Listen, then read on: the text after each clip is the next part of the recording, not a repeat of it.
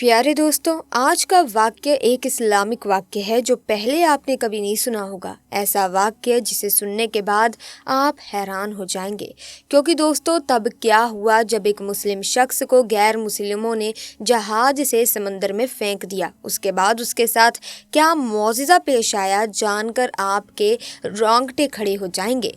इसी तरह की महत्वपूर्ण और ज्ञानवर्धक जानकारी प्राप्त करने के लिए हमारे चैनल समृद्धि को सब्सक्राइब करें और बेल आइकन को प्रेस करें ताकि नई वीडियोस की अपडेट आपको सबसे पहले मिल सके।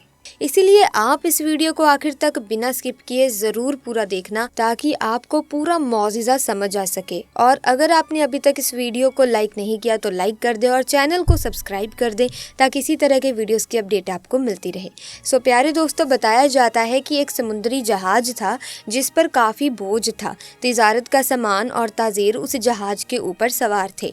अब सफ़र के दौरान समुद्र में तूफान की वजह से जहाज हिचकोले खाने लगा और बिल्कुल डूबने के करीब हो गया। तो जहाज के कप्तान ने एक तजवीज़ सबके सामने पेश की कि देखिए, जहाज के ऊपर बोझ बहुत ज़्यादा हो गया है। अब हम सबको ज़िंदा रहना है तो आप लोगों का कुछ सामान समुद्र में फेंक दिया जाए तो जहाज थोड़ा हल्का हो जाएगा और हम आसानी के साथ किनारे लग जाएंगे, क्योंकि हमारी जानें ज़्यादा कीमती हैं सामान के मुकाबले में। सबने कप्तान की बात पर इत्तेफाक किया और सबने कहा कि एक जो सौदागर है, यानी एक जो ताजीर है, वो बिल्कुल नया है और वो काफ़ी सामान अपने साथ लेकर आया है। उसका सामान फेंक दिया जाए समुंदर में तो इससे हम सब डूबने से बच जाएंगे, और उसका सामान जितना है अगर उतना फेंक दिया जाए तो हमारा जहाज आसानी के साथ किनारे लग जाएगा। सब ताजीरों ने इस बात पर इत्तेफाक किया, लेकिन जिस ताजीर का सामान फेंका जाने वाला था उसने कहा, मेरे अकेले का सामान क्यों फेंका जाएगा। सब ताजीरों का थोड़ा थोड़ा सामान समुंदर में फेंक दिया जाए, उससे नुकसान भी सब पर तकसीम हो जाएगा और सबकी जानें भी बच जाएंगी। लेकिन सब सौदागरों ने उस नए सौदागर यानी उस नए ताजीर के खिलाफ बगावत कर दी और उससे लड़ाई झगड़ा करना शुरू कर दिया। और झगड़ा इतना ज़्यादा बढ़ गया कि सब ताजीरों ने मिलकर उस नए ताजीर यानी उस नए सौदागर को उसके सामान के साथ उठाकर समुंदर में फेंक दिया और अपना सफ़र जारी रखा। ताजीर को तो समुंदर में फेंक दिया गया। वो ताजीर बहुत देर तक लहरों से लड़ता रहा, आखिरकार थक कर बेहोश हो गया। लेकिन कुछ देर के बाद जब वो होश में आया तो उसे मालूम हुआ कि समुंदर की लहरों ने उसे किसी वीरान और नामालूम जजीरे पर लाकर किनारे कर दिया है। वहाँ आदम ना आदमजाद, दूर दूर तक कोई ठिकाना ना था, बस छोटा सा जंगल और पानी ही पानी। सौदागर बड़ी मुश्किल से उठा, सांस ली, यहाँ तक कि वो चल भी नहीं पा रहा था। वो घुटने के बल गिर गया और कहा, या अल्लाह, इस मुश्किल सूरत हाल में मेरी जान को बचा ले, मेरी मदद फरमा। कई दिन वहाँ पर ताजीर के गुजर गए। उस दौरान ताजीर ने दरख्त के फल खाए, खरगोश का शिकार करके उससे अपना गुजारा किया। उसको कहीं मीठी नदी का पानी मिल गया, वहाँ से पानी पीता। रात की सर्दी और दिन की गर्मी से बचने के लिए सौदागर ने जंगल से लकड़ियाँ काट काट कर एक छोटी सी झोपड़ी बनाई ताकि ठंडी और गर्मी से अपने आप को बचा सके। एक दिन हुआ यूं कि जैसे कहते हैं ना, गरीबी में आटा गीला। अब एक दिन वो ताजीर आग जलाकर अपने लिए खाना बना रहा था। अब वो आग चूल्हे की आग थी, उसकी झोपड़ी में लग गई और झोपड़ी लकड़ी की थी और जलने लगी। बचाने की बहुत कोशिश की, लेकिन थोड़ी ही देर में पूरी झोपड़ी जलकर खाक हो गई। अब सौदागर बिल्कुल ज़मीन पर बैठ गया और आसमान की तरफ देखकर कहने लगा, या अल्लाह, क्यों मेरे साथ ही क्यों? सारी मुसीबतें, सारी आजमाइशें मेरे साथ ही क्यों? हम लोग भी अक्सर शिकायतें करते हैं कि मेरे साथ ही ऐसा क्यों है, ये आजमाइश मेरे साथ ही क्यों है, ये मुसीबत मुझ पर ही क्यों है। ऐसे ही उस ताजीर ने भी कहा, या अल्लाह, एक तो मुझे गलत तरीके से समुंदर में फेंक दिया गया, अब ये छोटी सी झोपड़ी मैंने बनाई थी, या अल्लाह तूने इसको भी जलाकर राख कर दिया। या अल्लाह, मेरे पास अब कुछ भी नहीं बचा है, मैं इस जगह पर अजनबी हूँ, तन्हा हूँ। या अल्लाह, ये आफतें मुझ पर क्यों आ रही हैं। ऐसी बहुत सारी शिकायतें उस सौदागर ने अल्लाह की बारगाह में की और गम के मारे वो भूखा ही सो गया। लेकिन सुबह एक हैरत अंगेज वाक़या उसका इंतजार कर रहा था। जब वो सुबह उठा तो उसने देखा कि उसके जजीरे के करीब एक जहाज नजर आया। कुछ लोगों को उसने देखा जो उसे लेने के लिए आए थे, उसकी मदद करने के लिए आए थे। उन्हें देखकर वो बड़ा हैरान हुआ, लेकिन इससे ज़्यादा तो वो खुश था, क्योंकि उसके के लिए तो जिंदगी आ गई थी, उसकी जान जैसे बच गई थी। वो जल्दी से उस जहाज पर सवार हुआ। खुशी की शिद्दत से उस सौदागर को यकीन नहीं आ रहा था कि वो चल रहा था और जहाज वाले उसे बचाने के लिए आए थे। इस अनजान जगह पर कोई यकीन नहीं कर पा रहा था कि आखिर मेरे पास ये लोग कैसे आ गए, उनको मेरे यहाँ होने का पता कैसे चला, उन्हें किसने ये बातें बता दी। सौदागर ने उन जहाज वालों से पूछा, भाइयों एक बात मुझे बताओ, तुम्हें कैसे पता चला, तुमने मुझे कैसे ढूंढा, आखिर मेरा ठिकाना तुम्हें कैसे मिल गया?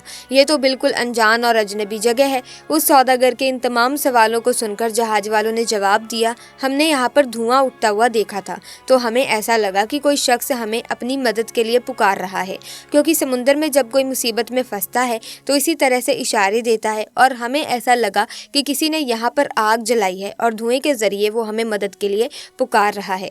हम तुमको देखने के लिए यहाँ पर आए।